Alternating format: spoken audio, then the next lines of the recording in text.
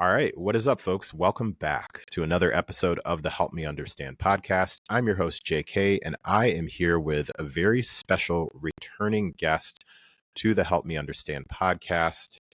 MC is back on the show. And if you are not familiar with her, she was on a previous episode a little around this time last year, maybe a little bit earlier, or later I would say in 2023. Yeah, chronological time tough right now. And MC is back on the show, and I'm not going to go into a super long intro here other than to say I'm super stoked to have her back on the show to recap with us, along with giving us the origin story of her 24 and 24. So if you're wondering, hey, what is that all about? We're about to get into it and share that with you. Before turning it over to her, I will say that episode was one of the most reacted to episodes still to this day that I have done. So congratulations for helping me hit that particular milestone. Like the number of people who took the time to quickly reach out, send a message, something along those lines around the impact of that episode was, it kind of set a bit of a benchmark that I haven't quite hit again yet. So yeah. So with that, MC, first, thank you for being here. And why don't we start off with talking about the origin story, where it all begins with having an annual theme. Sure. Last time we talked about, I think we titled the episode Words of Intention. So let's talk about the origin story of picking an annual theme here. Yeah. So first of all, thank you so much for having me. This was such a fun thing to do with you last year. And I feel like both times the timing could not have been more perfect for everybody. So I'm really looking forward to having this conversation about the things that we can control and how this one word theme and then the other aspects of the design for the year have impacted how I've been able to kind of control the little things in life. So 2018, like you and I were talking about how it probably originated in early 2019. 2017 December, I was celebrating my birthday, my 35th birthday in Denver, Colorado. And I was sitting in a coffee shop in Denver where they had these framed paintings on the wall and just said gratitude. And at this point, I think we've all been gratituded out, but you can never be gratituded out, right? Like we just need to keep engaged. It's not cliche. I know what you're saying. There's science behind it. Yeah. But I saw the word and I was like, gratitude. I need to have an attitude of gratitude. And, it was on literally, I took a sign, it was on the wall. And so in 2018, I had started the Gretchen Rubin Happier podcast trifecta, which is you pick a one word of the year, you make a list based on the number of the year. So 18 things for 18. And then they give you a challenge every year. So that particular year going into 2019, I was like, gratitude is going to be my word for the year. I'm really excited. And 2018, I made a list for that year, I made a list of things I wanted to accomplish. And everything in life seemed to go the wrong way for me. And I realized that sometimes you just have to reframe it, but there are little things you can control. And so for 18, 19, 20, which was an interesting year, and forward, it was one of those things where the word of the year really helped ground me in times where you just don't feel grounded. So it has been a tremendous, I don't want to say journey because it's another one of the journey gratitude, but during this time, it has been really helpful as we've gone through the ebbs and flows of life. Yeah, absolutely. Okay. So I do understand. I totally overstand what you're saying around the gratitude piece. And also, I don't take personal offense to that as somebody who does it every day. The hashtag the daily press of gratitude. I totally know what you mean, though. It reminds me of, I think Mel Robbins did an episode on like toxic gratitude or something like that. Toxic positivity. So, yeah. Well, actually, yeah, both. So there's, I don't know. Anyways, if somebody wants to listen to that, they can go back and listen to that. This is our podcast. Okay. So you have the annual theme. And one of the things that you mentioned right off the bat with talking about part of that origin story is you pick this particular theme and then it's almost like everything immediately goes to hell.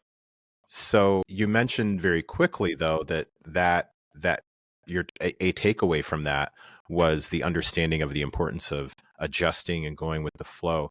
I want to go back to that because I believe that far too often there is the phrasing that typically is, I did this thing, and then fast forward to Yada yada yada. 2020. Yeah, yes, the yada yada. Let's go back and talk about the yada yada for just a second.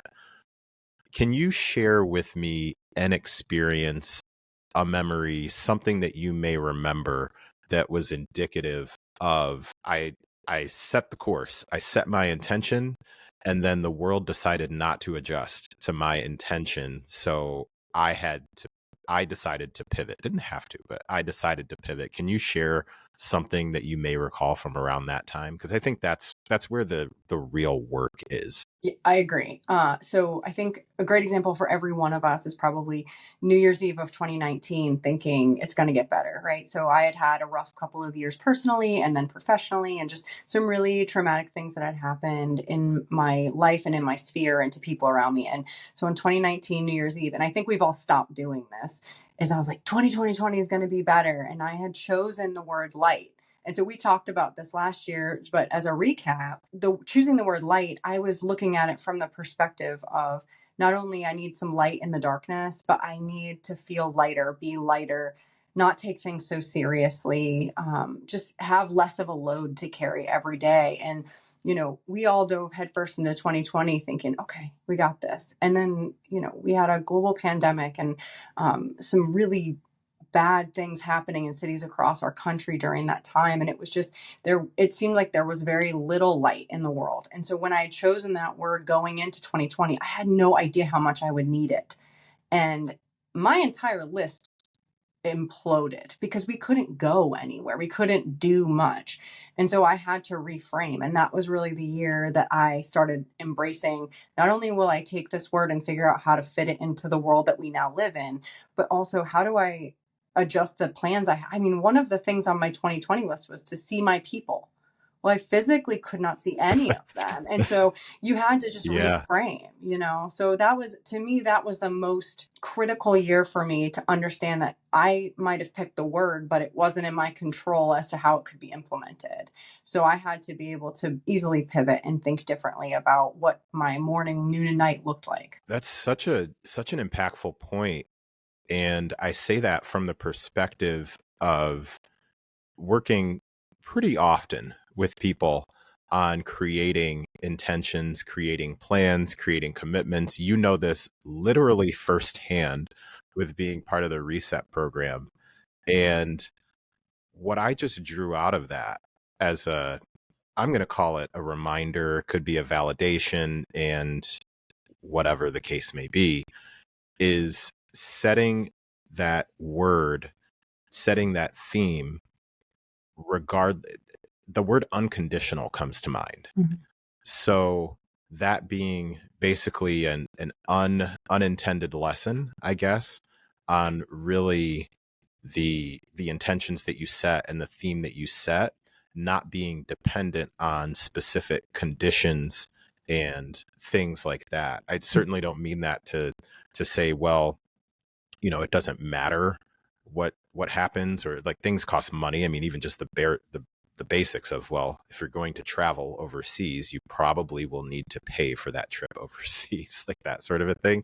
It's just, I think that's a really powerful point to draw out from that, because very often I find that folks are making that they're creating lists and creating commitments, and they're conditional Mhm. and based on, as long as the sun is at this particular angle and it hits, the corner of my cheek, then I will feel like it's warm enough for me to go for a walk. And I'm like, Yeah.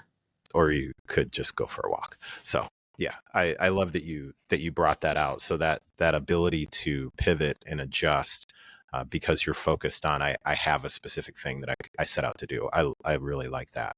Okay. So let's talk about 2024. So First, as a reminder, what was your word for, or word and or theme for 2024? So I learned quite a few lessons in choosing the words. Like we talked last year about how I was able to turn the word tea into so many different themes and like really make it exciting. Yes, real quick, if when folks go back and listen to that, because even if you've listened to it before, go back and listen to that. That was the moment that it kind of blew my mind when I was like, wait, that is like Kendrick level wordplay. I didn't realize. Okay, gotcha. Okay, so So anyways, timely. yeah, So big yeah. time. Yeah. So I guess for me that when I chose tea, it came from a place of I don't want something that I have to choose so literally. Although I did, and I was very involved in learning all different types of things about tea, but having a word that can have multiple meanings. And so I continued to do that. And in 2024, for 2024, I selected the word sense. And sense meaning the five senses, but Mm-hmm. sense also can mean many other things as well. The cool thing about choosing a word like sense is that because we have five senses, or six if you're into that sort of thing, you can take that and spin it so many ways. And so going through the five senses, the first thing I put on my list, and it came from an origin of a birthday tradition I had. So growing up, I had this best friend that every year we'd sleep over each other's house the night before our birthday. And the first song that came on the radio would be kind of our theme for the year. And it was a good sign if it was going to be a good day because of the first song we heard. And I remember one year it was very specifically Will Smith getting jiggy with it. And I was like, I can't have a bad year now. Like it's going to be a good year. Or like and this is like calling out my age here, but in 1999, my mom and I would get in the car, and if All Star came on the radio, hey, now Smash Mouth. yeah, if it Wow. came on Okay. the radio on my Okay. way to work, it was going to be a good day. And it always did because it was a top song that summer. And so it was just like, that was how I kind of hyped myself up. So in 2024, I was like, I want to start every single day with a song, but it needs to be random. So I went on my streaming service that best investment I've made for music. And I every morning would close my eyes and almost Russian roulette the music. And so I never knew what genre, I never knew what song, what playlist, or what was going to pop up. I just hit music and I played around and I was like, all right, go. And some days it was awesome. And some days it was a message I needed to hear, right? You just kind of like for people who open up a book and they just pull a page out and they're like, this is what I needed to hear, the message I needed. And sometimes it was just to dance like crazy in my kitchen. But I literally started, much to my husband's displeasure, every morning dancing around my kitchen. And it really changed the way I looked at the world every single day in 2020. Yeah. And your Instagram is still up, even though I'm not currently on it, but yeah. active. Yes. And we could touch on that. We went pretty deep into that the last time. And also I think it's something good to touch on because it provides some context really from my perspective, like keeping your eyes on the prize, like staying focused on what's truly, truly important to you. That is a heck of a playlist, and people will be able to see it, and also can see it on your blog, which I'm going to link here in the show notes. Question for you: a couple of songs that stand out to you in some way, shape, or form, and how they mattered to you, or what the message was on those days, if that's at all possible to recall. Yeah, absolutely. I could even pull. I was gonna totally say, pull it up. blindsided. Yeah. Do you want me to? I mean, I can. Do you want me to? If I do that, do you think Yeah. you'd remember? 100%. So Oh I my think while gosh. you're doing this, I would say Yeah. there was this Jess Glynn, who was an artist that was very popular in the early 2000s. I had never heard of her before. I know, sacrilege, but I had never heard of her, and she inundated my year. I don't want to. I'm not going to interrupt your story. But I'm Go just ahead. saying, like, it was one of those things where it was the lyrics and the rhythm and the way that the music made me feel every time she popped up. She ended up being one of my top artists purely by, I like this song, so a lot of her music really helped me get through the year and remind myself to just have a little bit of fun. Okay. I've pulled it up, and I'm going to pull one from, what are we in? We're in February. So I'm going to pull one from February. Quick aside. My daughter and I go to, well, for a while, we had a tradition of going to one concert every year for like a few years. The first one that we went to together was Jess Glynn. Oh, Yeah, in Chicago. because we both were fans. Yeah, her music is insanely impactful, just lyrically and her presentation, and she's the real deal in person too. And then the opener for that particular show was Abir, who people may not necessarily be familiar with her by name, Abir, but if I were to play the song Finest Hour, they would know that, like, this is my finest hour, blah, blah, blah.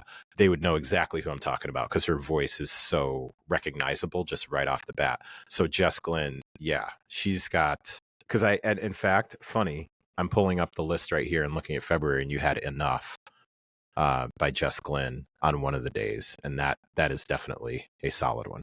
Okay, so I'm just gonna pull February 9th of last year, Dock of the Bay, Otis Redding. What comes to mind with that particular one? So it's really funny that you say that.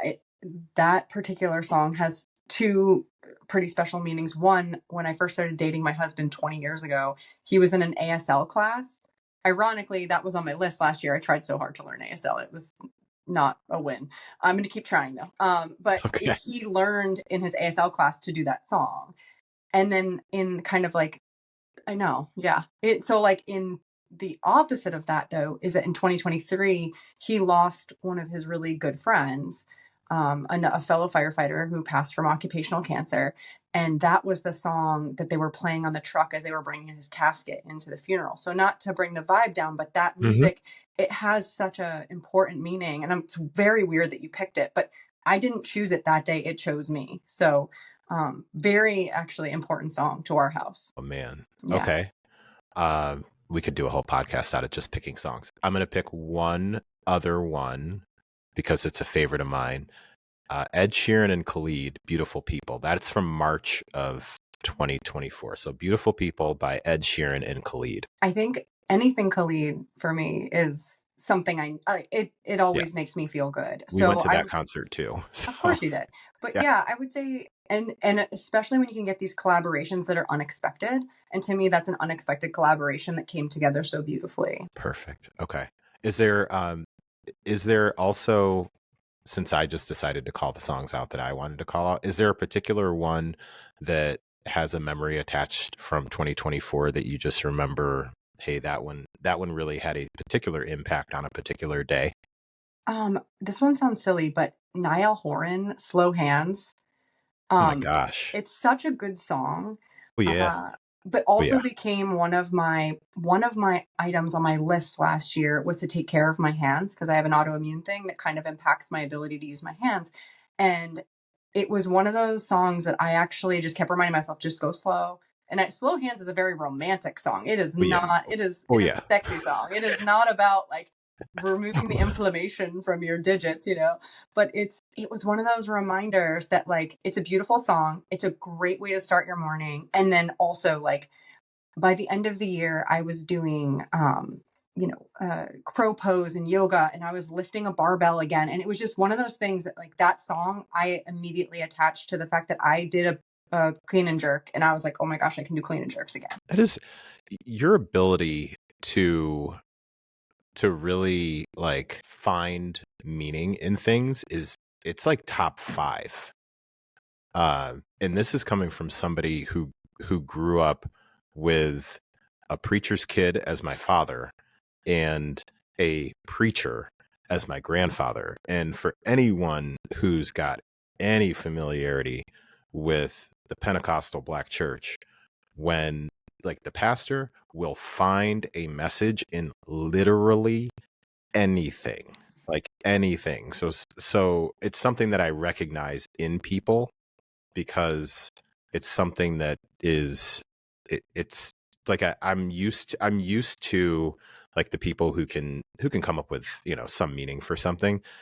There's also like a different level. So I just want to like express some gratitude for that, because I think that's a it's a skill, it's a talent, it's something that I think has to be nurtured over years too. And also that particular song used to be one of my favorites to play for the cool down when I taught spin classes.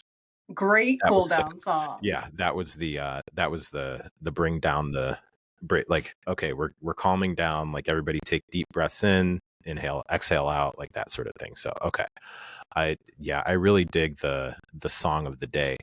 You've got to share with the folks your husband's review of dancing every morning in the kitchen. Did you want to share? Did you So, want I to mean, share? I guess I'll give the short version of it. So he is a very routined man. He gets up, he does his Yeah. ice bath, he does his quick workout, he sits in his chair in front of the fire and reads every morning. So imagine you are somebody who is trying to start your morning slow, reading a book, and all the things you're hearing behind you are clanging around the kitchen because I've got my soundproof headphones on, dancing around, making a fool of myself. And on cold mornings, doing so in front of the fireplace, he's quietly trying to read. So I've essentially turned my kitchen slash den area into just one big dance floor.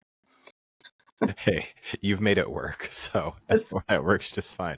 I could only just imagine because I've seen the playlist, and I remember there was like a Megan Thee Stallion song, so I can just imagine he's like, nice slow start, very like potentially like a kind of just like a stoic vibe, like kind of getting into things, and Yeah. then you just drop it, and it's like, okay, all right then, It's kind of I like like that's it. just like I think a summary of our marriage in general though. It's like it That's works. Yin and that yang, is right? fantastic. Yeah, that is fantastic. All right, so let's talk about a couple of things that were on your 24 and 24 list, and yeah, we can take that wherever. So let's talk about a couple of those things, and then we'll start getting into how you've designed 25 and 25. So, what are a couple of things from your 24 that you would like to share? Sure. So I would say one of the ones I was the most excited about, and I just joke everyone, just make your word of the year food.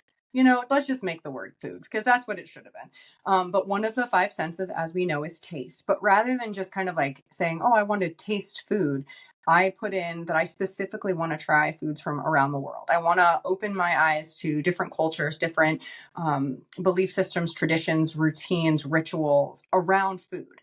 And it was so fun. Particularly when you have to figure out like, can I even eat that food? But it was one of those things where I not only dove headfirst into learning about it, but went to instead of just going and getting Filipino food, I went to a Filipino festival, right? And so Ah, it was kind of I've been intentional over the past, I would say, probably since 2020, of trying to bring some educational aspects into even the simplest of things. And so with the tea year, I learned about different cultures with tea. This one with taste, got to try so many different types of food and really savor it too.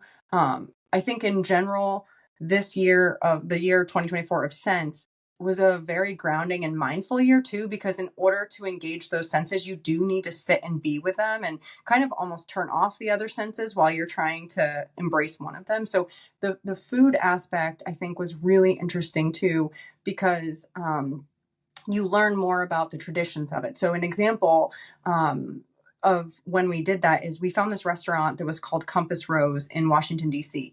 The whole premise of the restaurant is the owners brought back the food that they loved the most from countries all over the world. So I didn't have to travel all over the world to try these oh, foods. I just had to go to this one restaurant where the people who were serving it to you were making it with love, telling you about the experience that the people had when they were, indulging in these items. And then I got to just write about it and how great it was. And we did a similar thing during Hanukkah. We went to and had a Hanukkah dinner, so there's the blend of learning about the Jewish food, which is very similar to the culture of my family, which is Lithuanian. So very similar types of food. And then the next day we had Kwanzaa lunch. And so we learned about Kwanzaa while we were doing it. So it was just, you got to learn about the cultural aspect and eat this delicious food that I'd never had before. that is man, that is super cool. What is in those experiences?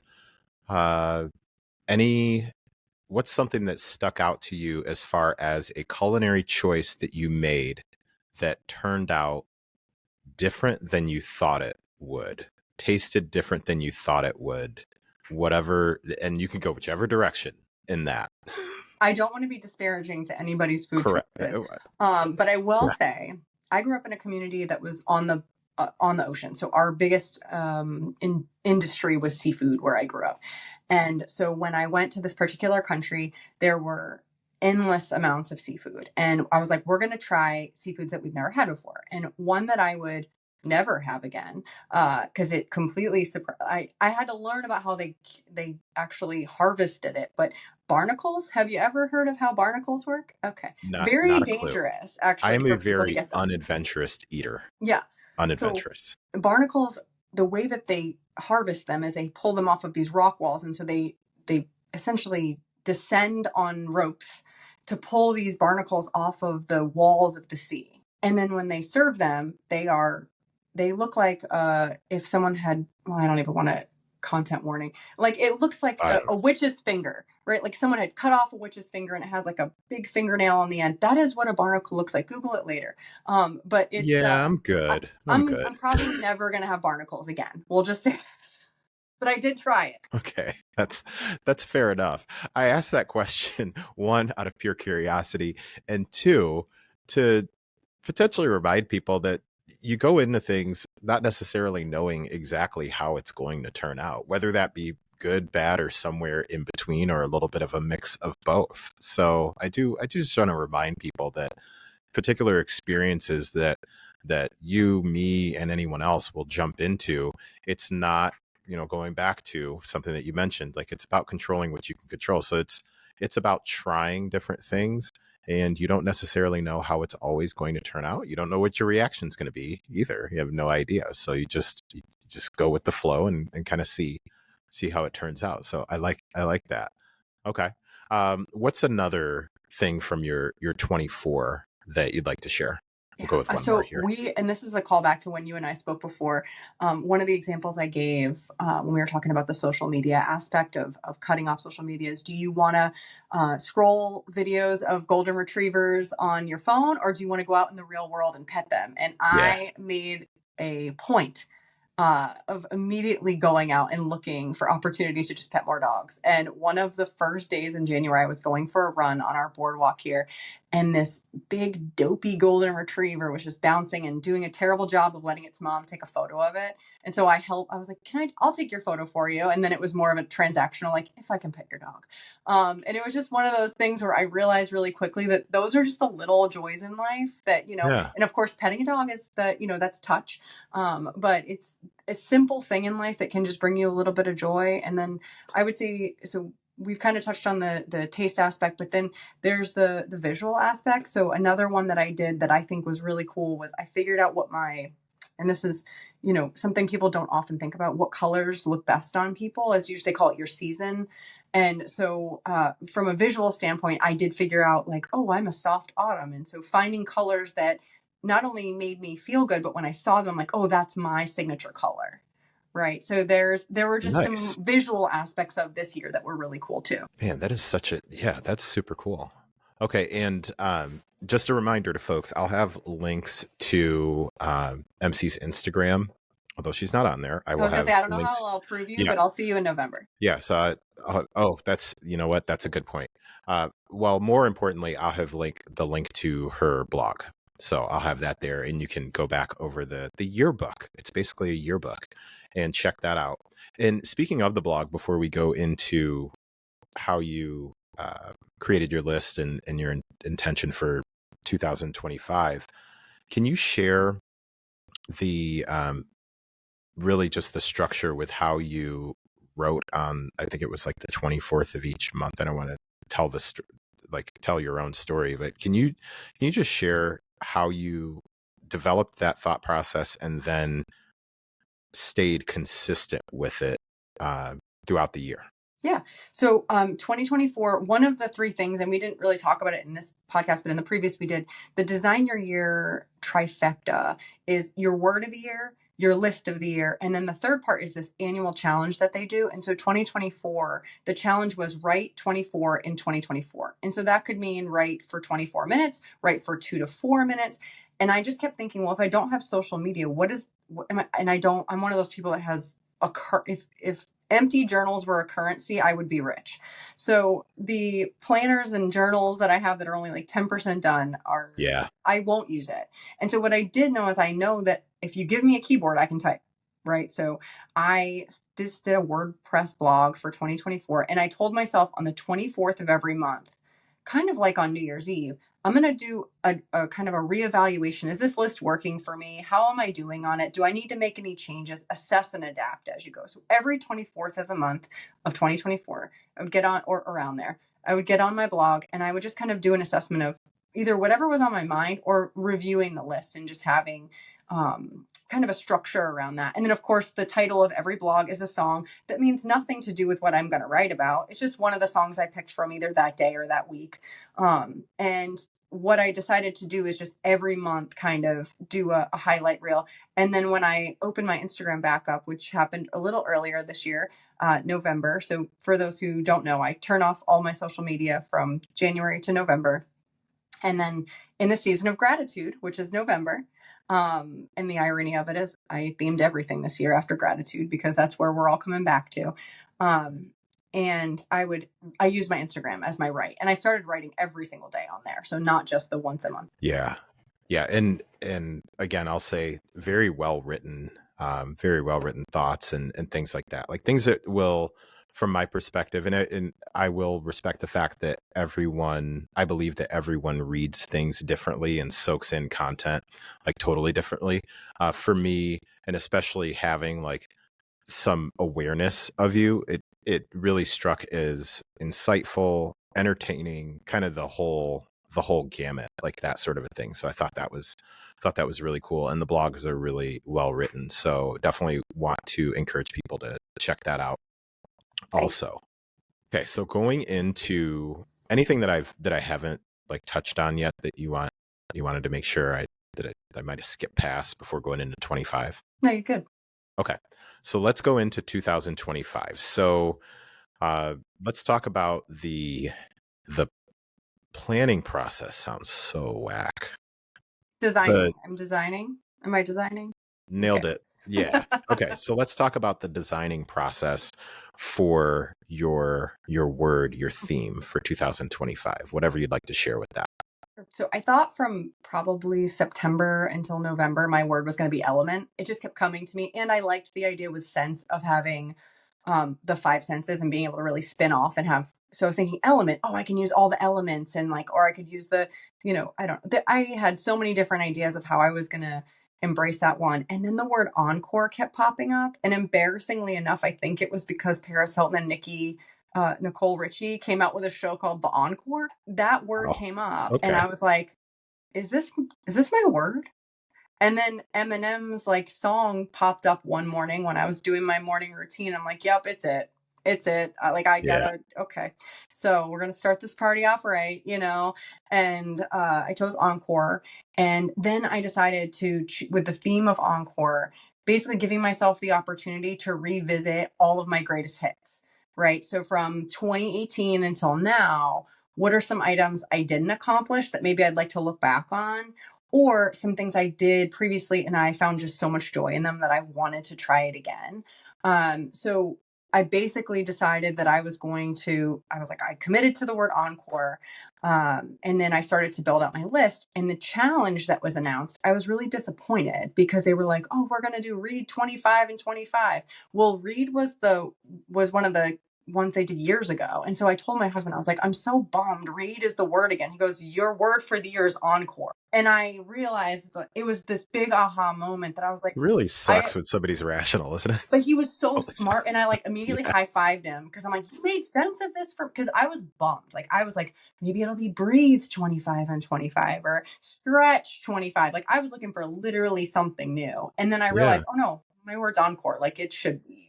So yeah. So when I built the word or the list for the year, a lot of them are kind of like remixes, Yeah. or reboots. I dig that. Okay. Yeah. I really dig that. Okay. So the word of the year is encore. We are recording this as of our recording here, and this will be released pretty quickly from here. So we're recording February 8th. What can you share one or two moments or experiences or whatever where that word has played out for you so far, just to this point in the year thus far? Okay. So I would say in what was the year? I'm trying to remember which one. One of the years I did, or 2 years, in 2021 and 2022, I put meditation on my list. Okay. I've never been somebody who can quiet my mind or meditate. As you know, I filled my brain with music in the morning or podcasts, or I'm Yeah. famously always listening to something. So I was like, nope, I'm going to try. I'm going to bring it back as an encore. And I have the Headspace app for free from my work.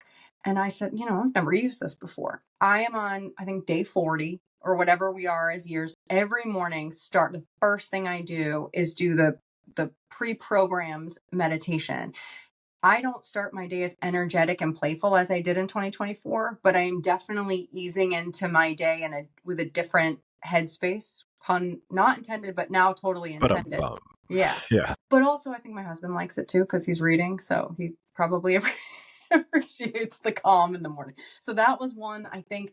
And then another one that I am excited about is I brought it back from 2022 is No Snooze, No Booze January.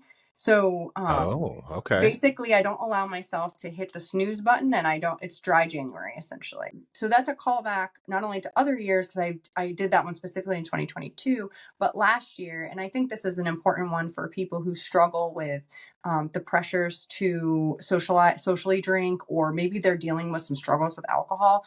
I made a conscious effort in 2024 to do every other month as a dry month. And then I found that in the months that I wasn't in a dry month, I would not really want to drink. Whereas in my 20s and 30s, wine became part of like the social environment, or going out and having cocktails after work. And I think as you get older, you start to realize that that is not serving your body as well, your sleep and your ability to work out and your recovery. And so for me, and again, like I'm preaching to the choir here, I realized really quickly that alcohol wasn't for me. And so now, like, having a glass of wine isn't that big of a deal for me. I'm good. I'll just have a water with a lime in it or something. But Yeah. if I do have a drink, it's also not something I'm like, oh, I need another one. So it's a tough topic to talk about, because a lot of times when you tell people, oh, I'm doing a dry month or I'm not drinking anymore, the reaction tends to be all over the board for all sorts of reasons, because some people are looking at you like you're crazy, and other people are like, maybe they're looking at themselves and thinking like, oh gosh, like is she shaming me for not drinking? And so I think that one was the hardest one for me to post, but it also has transferred into this year really well. Man, I don't want to leave that one, and I also am like, I don't know exactly where I want to go with that one, because from specifically from the perspective, two very different but related perspectives. So from the perspective as someone who's a coach who has this conversation from time to time with folks where we're talking about their consumption of alcohol, their relationship with alcohol, it's all under the same umbrella. From my point of view, in relation to their goals. So in relation to their stated goals. So I want to be like crystal clear that that's the context of where I'm having that conversation with people. I am not entering that particular conversation from a morality standpoint or anything. It typically comes down to, when asked, hey, JK, these are the particular goals that I have. Here's what my habits are, because we spend some time going through the assessment phase. So you well know we go through the assessment phase and get an understanding of, okay, well, what does a day-to-day look like and things like that. And then after we sit down to recap, and they're like, what do you think are like the habits that are moving me forward, and what do you think are the habits that are slowing things down? Alcohol very regularly comes up. So that's one aspect. And then the other aspect is just personally, as me, as someone who, if my daughter she's about to be 19, that's wild. So she's 19. So I probably stopped drinking like 17, 18 years ago, I want to say, because it was about a year-ish after she was born. I'm just guesstimating. I think that conversation and what you just shared around like the reactions being like, there is a massive spectrum as far as what the reactions are. Again, I don't know that there's like a specific question or anything that I have there. I appreciate you expressing that the reactions are kind of all over the map. And I've experienced that. It's been a long time since I've personally experienced that. So I don't know that I have a dog in that fight personally any longer. but really, primarily I work with women who are in the, let's say, like mid to late 30s and then up range. And this is something that, yeah, the reactions all over the board and the extreme like the extreme ends. They're either Mhm. getting a, yeah, you know what, totally get where you're coming from. Like, you do you, I'll support you, that sort of thing. And then the other one was like, well, you've changed and now we're not going to be able to have fun anymore. And I'm like, Mhm. whoa, wow. So I guess that little side note was just to hopefully, for someone who may be listening, who has felt somewhat the same, like that the reactions are all over the board. Hopefully you are aware that you're not alone, Mhm. and there are other people experiencing that same sort of thing. And then you just make the decision on what you want to do going forward. And then the coach in me says, in relation to your goals and what Mhm. matters to you, and go from there. So, Absolutely. Yeah. And I would say that was the hardest post to do last year. mm, It was the hardest one to write because I wanted to make sure that people knew it was about me and not them. yeah. Hmm. That's, yeah. Did you, Okay. Did you get reactions to that particular post, be they positive, negative, or otherwise? Both positive, negative, private, and then dead silence. But also, and you and I have talked about this. When I write this stuff, it's for me. It is a gift, and I am so thankful for people who are willing to even take the time to read what I write. But the best part about doing this is going back and reading your posts from the past to see how far you've come or the things that haven't changed. Like there might be some things that just haven't changed, and that's great too. Yeah. You basically just described podcasting for me. Yeah. You do it so you can go Seriously. back and see where how far you've come. Yeah. And recently it's been that, and also especially, and this is kind of getting into the controlling what you can control, especially right now. Um, my kids will never have to wonder what I thought about what was going on at that Yeah. particular time. So that's been something that's really operating kind of in the background, What a especially. gift for them, right? Yeah, and it's one of those like they likely don't listen right Not now, now. like, at all, and I just think to myself, like, I was blessed to be able to be around my grandparents for quite some time. However, like in yeah, I know like what I picked up from them and I know what they talked to me about. However, like, what if my grandmother had a microphone? Like, first of all, I don't know if the world would be ready, but like, what if she had had a microphone to talk about her experiences in Alabama in 1942? Wow. Like, can you I Yeah. can't even. Yeah, like, I would love to be able to go back, like, thinking about the theme Encore, and again, I would love to be able to go back because something I shared recently on the pod was this quote from Paul Harvey, that basically just talks about the fact that, like, the I can't remember exactly what it was, but it's basically like the thing to remember is that these things that are happening have happened before, Mhm. and being able to draw from the experience of people who've been through something similar is just, yeah. Okay. All right. So uh talk talk to us about a couple of things that you've got on your 25 and 25 list. We'll start wrapping up with that. What are a Okay. couple of things you've got going on? So I would say the big ones for this year, I am I really need to go see all my doctors. I know this sounds dumb and boring, and I know you don't like qualifiers, but Wait, the who average person you who's knew gonna say yes, you knew I was going. I knew you were going to because you've done this to me before. But I will say there are the exciting ones like go eat new foods and read diverse books and do the cold plunge and do all the fun stuff, but I think there are also some basic things that if you just put it on the list it helps you feel accomplished if you get it done. And so I just put need to see all my doctors this year. Like a couple years ago I said I need to do my will, and there's get the real ID, which everyone should have on their list if they haven't got it. So yeah, right, put it on your list. So This is the year. This is the year, isn't it? this is the year. But I think those kind of menial tasks that need to get done can be a great one to put on your list because it's like, okay, I got to get this done. So I need to see all my doctors in 2025. And one thing I've been doing, I went yesterday, I had an appointment. I took a picture of me in that silly gown they give you. And so that's what I'm going to do is just like have all these like that'll be my post for the end of the year, is like, look at me going to all my doctors, but I also put prioritize strength training, because that used to be something that was a priority for me. And the reset program that I did with you starting in Anita in December, that we're still kind of wrapping up now, has helped me fit it into my schedule, because it stopped being a priority for me after the pandemic, because I left my CrossFit gym. And so all of those years I kind of was doing it lightly, but this year it's a priority for me. And so it's going on that micro goals list every day. And maybe not every day in my strength training, but it's still a priority for me. Yeah. And I know that was really, really important to you to Mm-hmm. be able to find a rhythm with that, which is absolutely fantastic.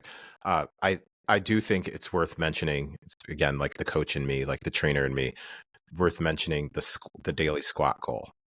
Oh yeah. Okay. You got to talk about. So I know this sounds like it doesn't really make sense to do squats every day, but what it is for me is I've always had issues with my hips.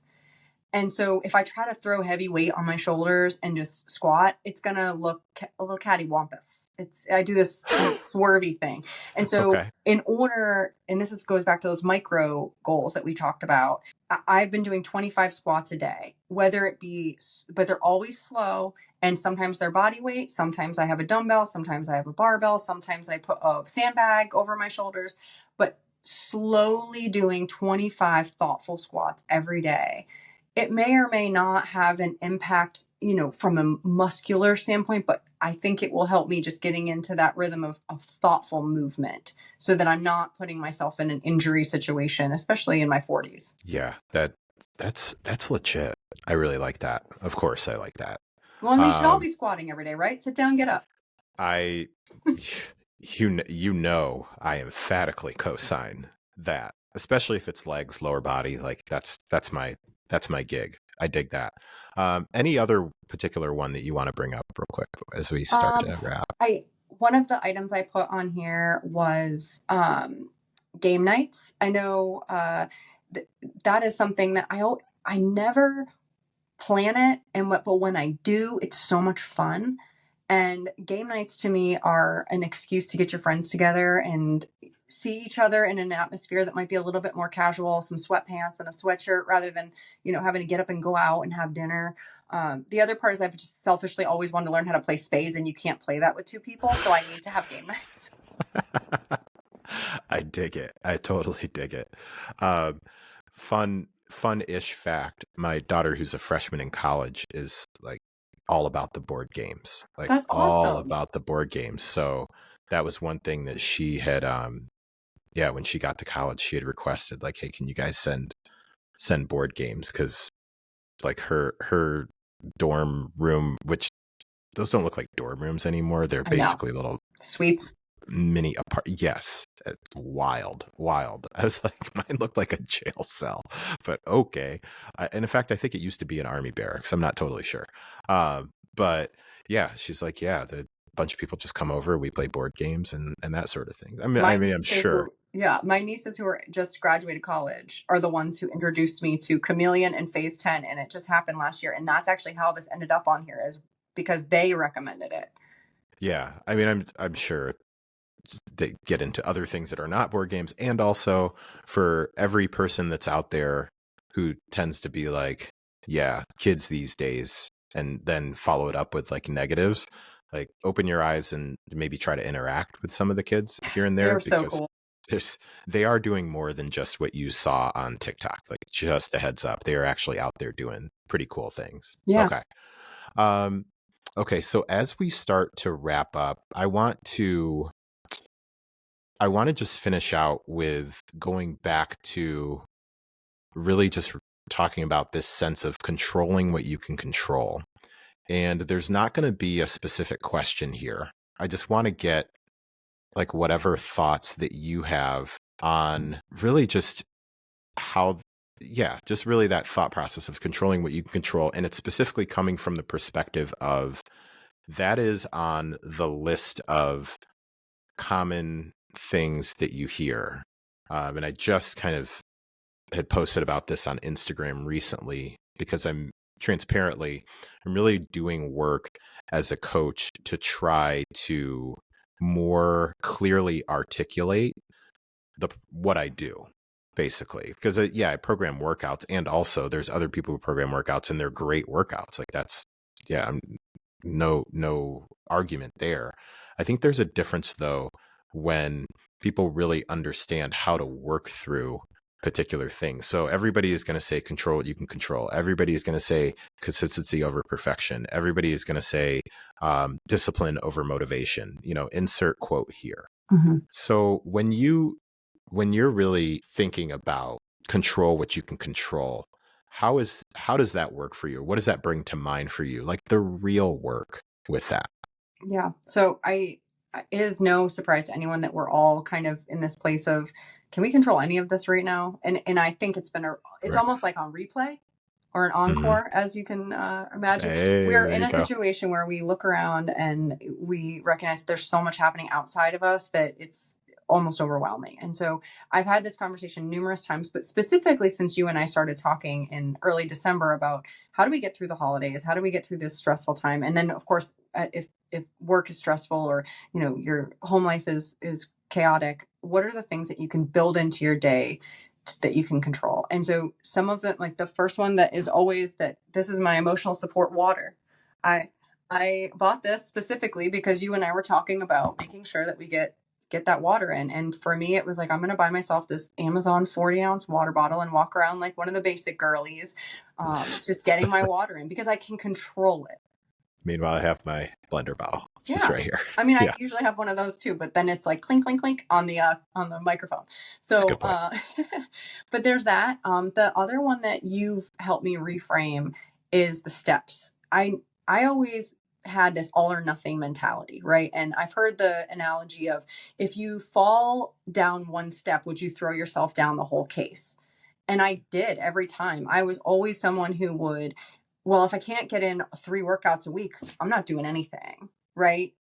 So what I've started doing, to your advice and Anita's advice, is start the day just getting the steps in, right? So after I get off my headspace meditation, I do my 9 minutes in the morning or so. I put together my water, my athletic greens, my coffee, whatever, line it up on my stand-up desk, and I get on my walking pad that I got for $40 on Facebook Marketplace. And because believe me, everyone bought them during the pandemic. They sure did. So they are for sale.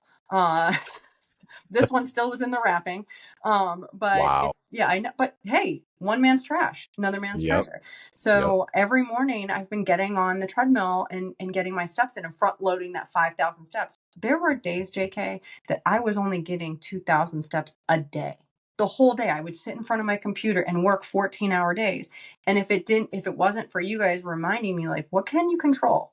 Well, I can control that. I do enjoy watching The Challenge from MTV, right? And so I put my iPad while I'm walking and I get motivated by these people who after 20 years are still doing physical challenges they were doing when I was 20, silly, guilty pleasure, but I'm doing it on the treadmill and getting those steps in. And so I have the water, the steps, and then the third one that I really started focusing on was protein. And again, back to your tips, front loading it in the morning and making sure. So these are just things I can control: what I'm drinking, what I'm eating, getting a few steps in the morning. And then the rest of the day is usually not up to me. So I have to just fit in where you can get it in, kind of. So that's where I'm at. And I do know that when I'm having a rough day or I'm feeling overwhelmed, I go through my checklist. How did I sleep? Did I get my water? What did I eat today? Did I move my body? I don't need to go in and do an hour-long workout in the gym. I just need to take the first step and keep moving my body. And so allowing myself the grace to count walking as a workout, for some people that is a workout. And for some people who still live in the mentality of what they used to be or used to be able to do, that's a hard transition. And so I can control that. And it has made a massive difference in my life, mentally and physically. Man, thank you for taking the time to really share that, because not only because I know the impact that has on you individually, also selfishly, I know that there are people who are listening to this right now who have heard all of those things before from myself or a buttload of other coaches. And that's actually a number. Buttload it's a range of other coaches. And being able to hear it from someone who has, pardon the pun, like eat, slept, and breathed it always hits different. It always hits different. And I can say, as somebody who's been a part of that journey over the past couple of months ish, that a big, big key has been your consistency with still showing up every couple of weeks. And by referencing that, it's like some people will probably be like, what do you mean every couple of weeks? Like basically every couple of weeks within the program that we're in, we do a check-in where people just fill out the information, send it in. We take some time, go through it. You know, there's an opportunity with like calls and different things like that. And I know everybody can't make calls because it's based on, you know, schedule and all that jazz. I will say though, your consistency with giving information so that there's an opportunity, like that's really like that's the game changer. Like that's the thing. So definitely appreciate that. And I think it's been just super cool to have kind of like a, you know, floor seats to kind of the process and the show for you. So that's been really cool. All right. Anything else that I may not have talked about? Because I think you very eloquently just walked through like so much, but is there anything else that I may not have brought up that you're like, oh, I just want to make sure I drop this little thing? No, I just think the important thing is that I'm a normal person who has a normal job and normal life, and there's not any magic to it. It's really back to the basics and the simple things. And, you know, having you as a guide through the past, you know, since December, I think 7th or something around there, where it was like it was like I remember I was half on Instagram, half off. And then I was like the end of that season. So I think having somebody who can guide you through that, but then recognizing that you have it within yourself to make those incremental changes. And you don't have to have 100 goals. It can be 6 and they can be small. Yeah. And it still makes a difference. Yeah, that's extremely, extremely well said. And to close things out, just specifically to what you were just talking about, one of the most common misconceptions from my perspective and my perspective alone, and so far I've yet to be proven wrong on this perspective, is that there is this assumption that talking about basic foundational things is about building a gate and a fence around those basic foundational things, as far as only do those, like only do that. It's like building a box around it. And I am adamant that it is the opposite. It is about using those things to build the box to jump off of, to step off of, because it's not like, okay, and we even talked about this in on one of our calls. If we talk about, I'm going to take for example, one of my commitments was 12 minutes of walking. It's not 12 to 15 minutes. Like I don't put a cap on it. It's my foundation is 12 minutes. And yes, someone may be like, is that enough? You know what? Based on the way that some of my days look, yes, 12 minutes is enough. Literally for me to just maintain my sanity for that particular day for 12 minutes. And I know you know this. So that's what I just want to leave people with, is like the basic foundational stuff, and controlling what you can control is about like building that self-efficacy. And I don't think we could end on much of a better note as we continue in 2025 and setting your intention, setting your course. It's kind of like setting your destination in the GPS. Like, you know where you want to go. And also you understand that you may have to reroute, you may even need to turn around and like go a different way. You might have to rent a different car. There's a whole lot of different things that you may need to do. And still there's a destination that you're working towards. So I just really dig the entire annual theme, the 25 and 25, and the way that you go about that. So thank you again for taking the time to like sit down and really talk about this. I'll have the link to the blog in there, and then I'll just do the blog in there. That's probably the best way for people to stay in touch. So again, MC, thank you so much for your time. I really, really appreciate it. Thank you. All right. So folks, if you have stuck around for this long, first of all, thank you.